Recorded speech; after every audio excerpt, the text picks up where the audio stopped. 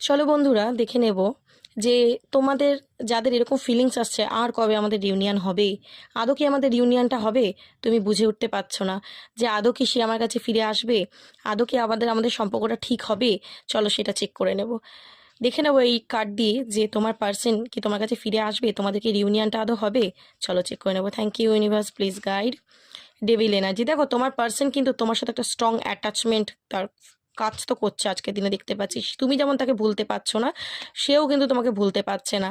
হতে পারে এই মুহূর্তে তোমার পার্সন না তোমার উপর রেগে রয়েছে, আমার মনে হচ্ছে কোনো যদি তুমি কিছু তাকে বলেছো বা হার্ট করেছো, তো তোমার পার্সন কিন্তু খুব রেগে আছে দেখতে পাচ্ছি। অ্যান্ড ভাইস ভার্সা, যদি এখানে এরকম হয় যে তোমাকে ও মানে হার্ট করেছে, ঠিক আছে, তো তার মনে হচ্ছে যে তুমি ওর ওপর রেগে রয়েছো, এটা কিন্তু তার ফিলিংস হচ্ছে। অ্যান্ড এই মুহূর্তে তোমার পার্সন প্রচণ্ড হিলিংয়ের মধ্যে দিয়ে যাচ্ছে, ব্যালেন্স চাইছে এই সম্পর্কটায়, ঠিক আছে। তার মনে হচ্ছে যে এই মুহূর্তে এলে হয়তো সম্পর্কটা ঠিক হওয়ার জায়গায় আরও বিগড়ে যাবে, আরও খারাপ হয়ে যাবে, ঠিক আছে।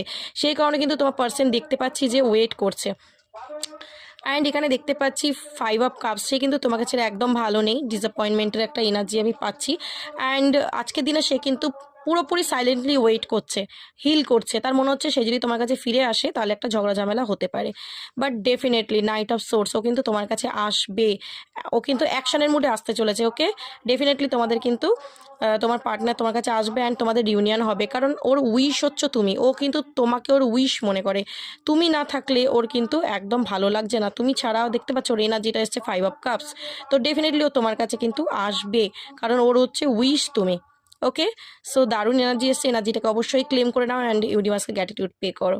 ওকে চলো, thank you so much, God bless you.